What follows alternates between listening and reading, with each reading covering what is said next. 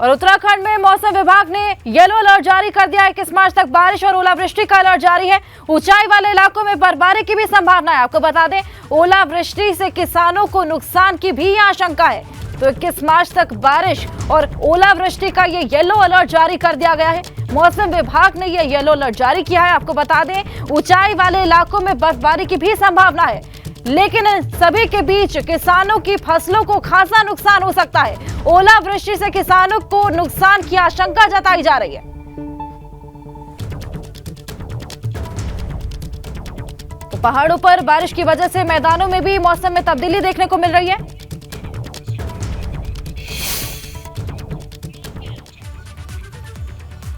और चलिए अब आपको 4 तस्वीरें दिखाते हैं, अलग अलग तस्वीरें। धारचूला में भी मौसम बदला है। देखिए, बर्फ से ढकी दारमा घाटी, यमुनोत्री में मूसलाधार बारिश हुई है और वहीं रुड़की में बारिश से छत गिर गई है। तो ये 4 अलग अलग तस्वीरें हम आपको दिखा रहे हैं। धारचूला, दारमा घाटी, यमुनोत्री और रुड़की की। आप देख सकते हैं किस तरह धारचूला में मौसम का मिजाज बदला है। जमकर ओलावृष्टि हो रही है, बारिश हो रही है। बर्फ से ढकी हुई दारमा घाटी की तस्वीर हम आपको दिखा रहे हैं। वहीं यमुनोत्री में भी मूसलाधार बारिश हुई है। हालांकि इस बारिश की वजह से बताया जा रहा है कि फसलों को नुकसान पहुंच सकता है। वहीं रुड़की में बारिश से एक छत भरभरा कर गिर गई है। और हमारे सहयोगी रवि केंतुरा हमारे साथ जुड़ चुके हैं। रवि, जगह जगह की तस्वीरें हमने दिखाई हैं, मौसम का मिजाज बदल गया, लेकिन इसी बीच किसानों को खासा नुकसान हो रहा है। मौसम विभाग अब कब तक बताएगा कि कब तक मौसम ठीक होने के आसार है?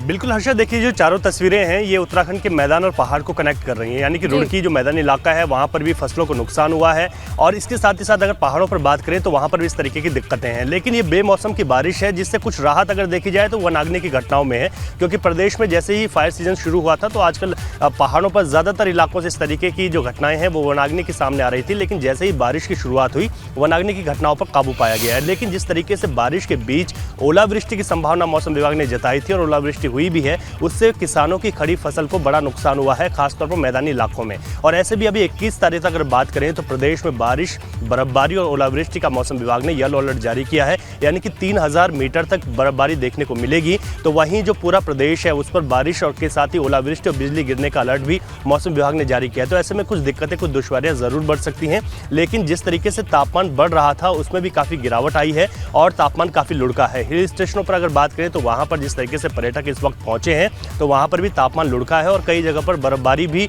जिस तरीके से हो रही है तो भी पर्यटकों को अपनी ओर आकर्षित कर रही है। तो कुल मिलाकर मौसम का मिलाजुला असर प्रदेश में देखने को मिल रहा है। लेकिन बेमौसम की बारिश है तो किसान जरूर इससे मायूस है, क्यों अगर पिछले दिनों देखें तो जिस तरीके से बारिश प्रदेश में होनी चाहिए थी, बर्फबारी होनी चाहिए थी, वो बिल्कुल भी इस साल देखने को नहीं मिली। बर्फबारी और बारिश का जो सिलसिला था वो बहुत कम रहा। बारिश जो सामान्य से आधी ही दर्ज की गई है।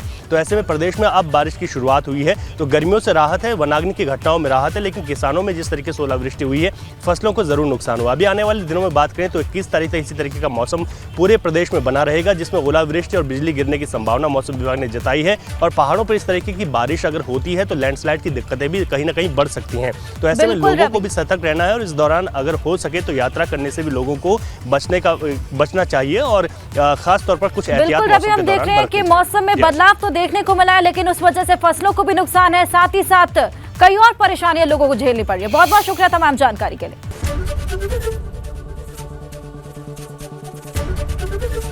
एबीपी गंगा, खबर आपकी, जुबान आपकी।